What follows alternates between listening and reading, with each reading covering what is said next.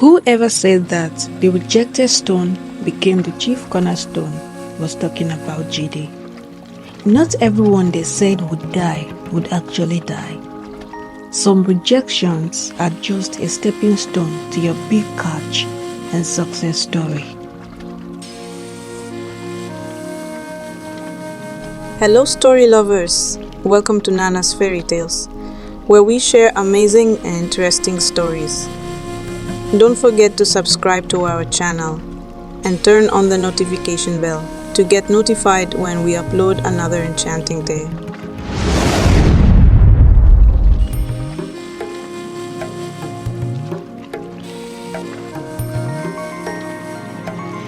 In a small village was a small boy named Jidy. Jidy was the only son of his mother, the second wife of Baba Ayo. His mother left him and remarried, so Jidy was left with his father, his mother, and his stepbrothers. His father loved him so much because he was full of wisdom and very hardworking. His father calls him every evening, sits with him and discusses the past heroes of their community and so many histories with Jidy.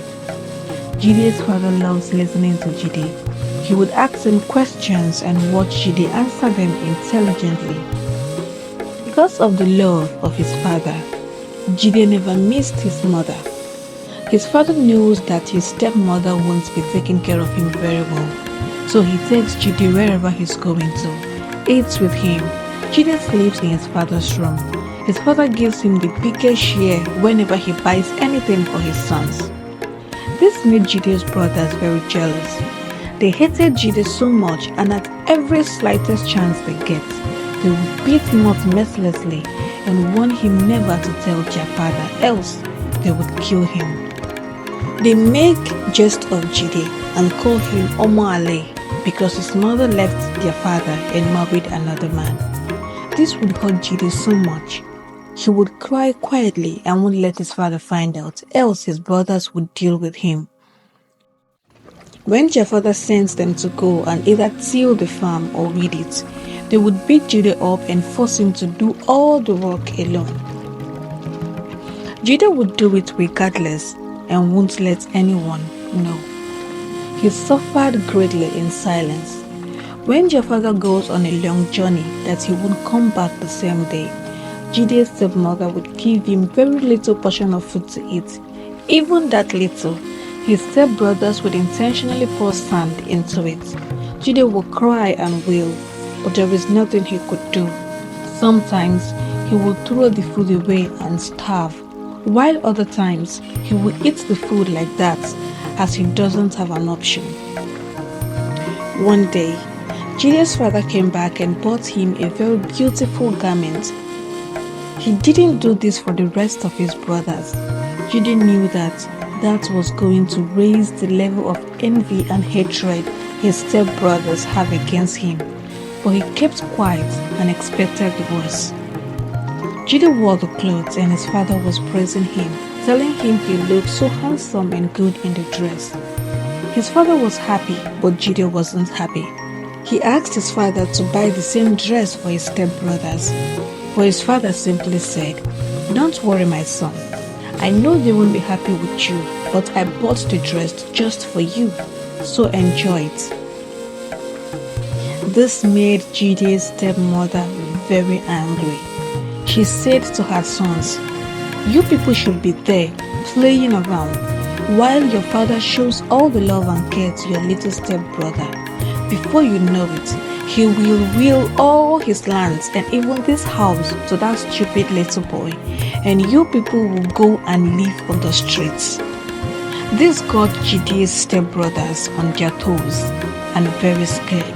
They began to think of what their mother just said to them, and then they made a very deadly plot against Jidy.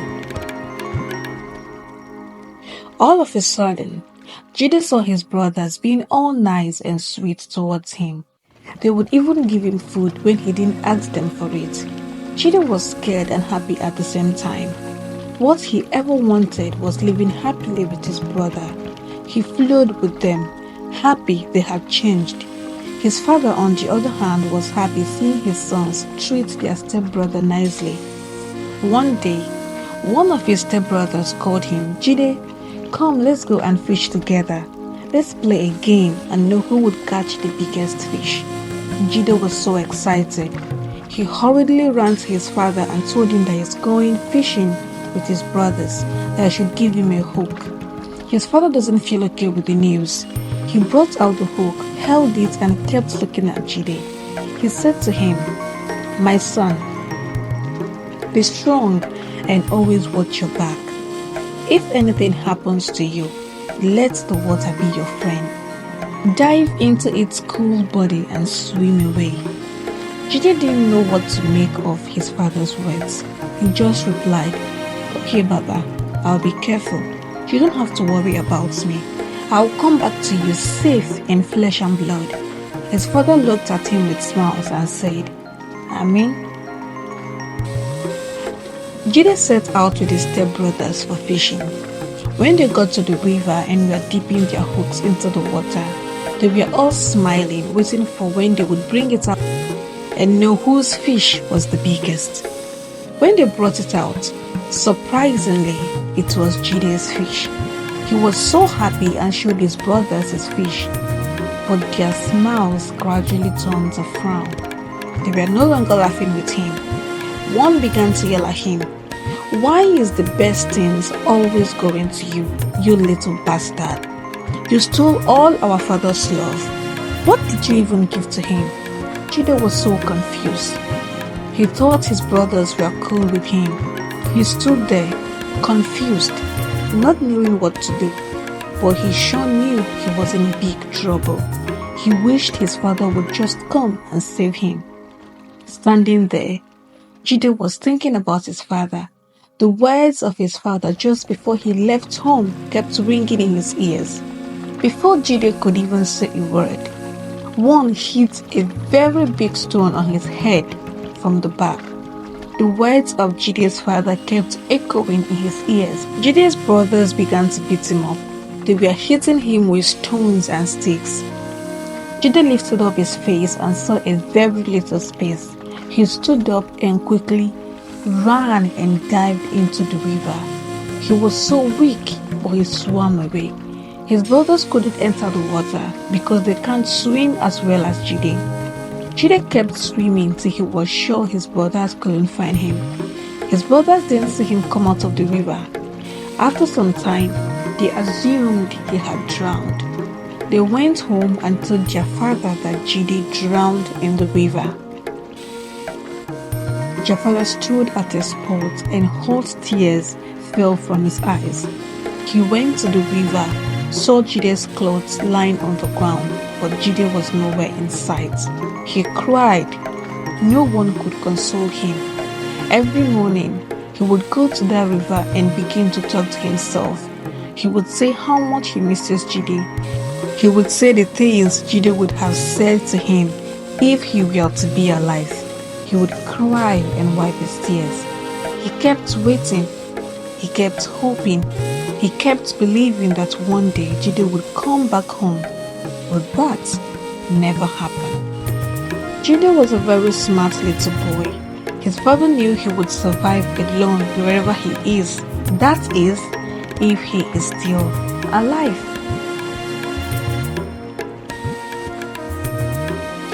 Jidy swam far to another village, came out to the shore of the river, laid there. He didn't know what to do or where to go. He knew his father would be missing him a lot. Jidy decided to stay there, find a life for himself before going back home. He knows that if his brothers dare see him alive, they would definitely kill him without mistakes and without delay. So Jidy decided to start a life in his new village. Jidy made a tent beside the river and started living there. He would fish, roast it, and eat. He thought of something that could be giving him money in order to buy other things he would be needing. So Jidy started fishing and selling the fishes. He catches big fishes and sells them in the market. One day, something happened. Jidy caught a very odd and unique fish. It was a golden fish. Jidy knew this fish was special, so he kept it and never sold it. He kept watching the fish. He went to the village and asked an elder about the golden fish. The man told him that the fish isn't meant to be eaten, that the fish lays golden eggs that are sold for lots of money. Jidy couldn't believe his ears. He went to his tent that day and saw that the fish had laid some eggs. The eggs were golden too. Jidy took the eggs to the market, but no one bought them. They told him that only kings could afford to buy the golden eggs. Jidy was amazed. He took the eggs to where kings buy their clothing and accessories, and the eggs were priced for quite a lot of money. Jidy sold the eggs and made the kind of money he has never made in his entire life. And this was the beginning of amazing things in Jidy's life. Do you think Jidy would ever go home? What do you think his brothers would do when they realized that they have pushed Jidy to his destiny? Watch out for the second episode of the unexpected triumph of the rejected stone. See you.